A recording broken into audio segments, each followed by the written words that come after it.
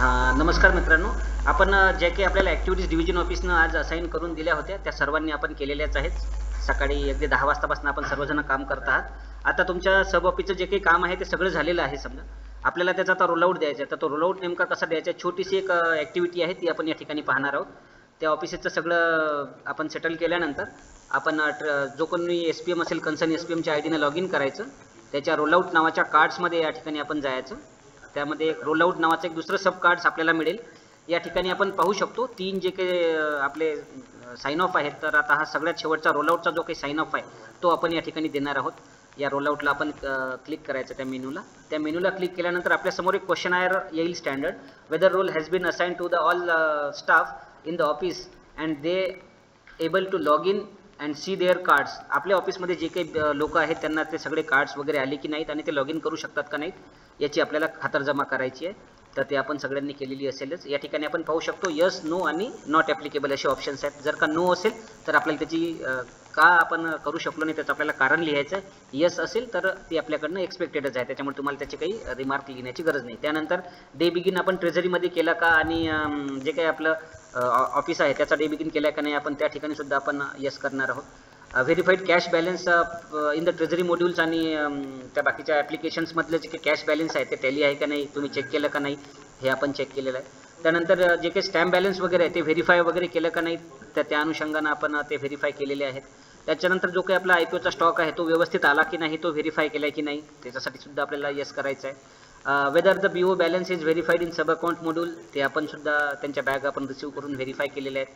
त्याच्यानंतर त्यांच्या ज्या काही EMO वगैरे आहेत त्यासाठी आपल्याला डिलिव्हरीचा सुद्धा डे बिगिन करावा लागेल किंवा त्या ठिकाणी EMO व्हेरिफिकेशनसाठी डे बिगिन न करता सुद्धा EMO रिसिव्ड आणि EMO व्हेरीफायचा एक ऑप्शन्स आपल्याला मिळेल, ते सुद्धा आपण व्हेरीफाय केलं. या ऑफिसला कोणत्याही EMO रिसिव्ड झालेला नाही आहे. त्यानंतर FMचे जे काही transaction ascending descending rating SOM under जे तुमच्या कस्टमर मॉड्यूल्समध्ये आहेत ते या ठिकाणी आलं आहे की नाही हे आपण पाहायचं आहे. ज्या ऑफिसेसला फ्रँकिंग मशीन्स असतील त्या ऑफिसेसला त्यांनी चेक करायचं आहे आणि त्या यसला कॉन्टॅक्ट करायचा. आता या ऑफिसला नसल्यामुळे आपण या ठिकाणी नॉट ॲप्लिकेबल करतोय, कारण की या ऑफिसला फ्रँकिंग मशीनच नाही आहे. जर का काही ओमिशन्स असेल तर या ठिकाणी तुम्ही नो करून खाली डिस्क्रिबन्सीमध्ये ते लिहू शकता. 1000 कॅरेक्टरची आपल्याला त्या ठिकाणी लिमिट आहे.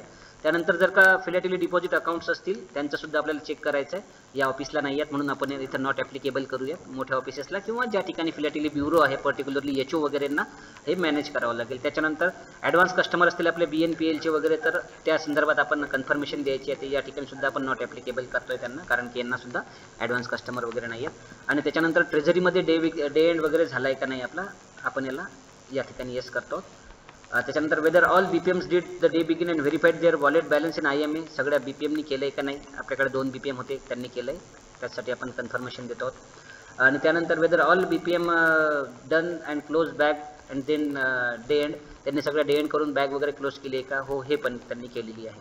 अशा पद्धतीनं आपण हा सगळा साइन ऑफ दिलेला आहे. त्याच्यानंतर सगळ्यात शेवटी आपल्याला त्याचं सर्टिफिकेट द्यायचं आहे की जे काही मी ऑफिसर इन्चार्ज या नात्याने सगळ्या गोष्टी चेक केल्या ॲज पर जे काही साईन आहेत पॅरामीटर्स CSIने किंवा डिव्हिजन ऑफिसनं वेळोवेळी जे काही मला सांगितलं त्या अनुषंगाने मी सगळं केलं आणि आता मी हा साइन ऑफ देतो. त्याच्यानंतर मग रोलआउट साइन ऑफ कन्फर्मेशन जी आहे ती आपल्याला द्यायची आहे.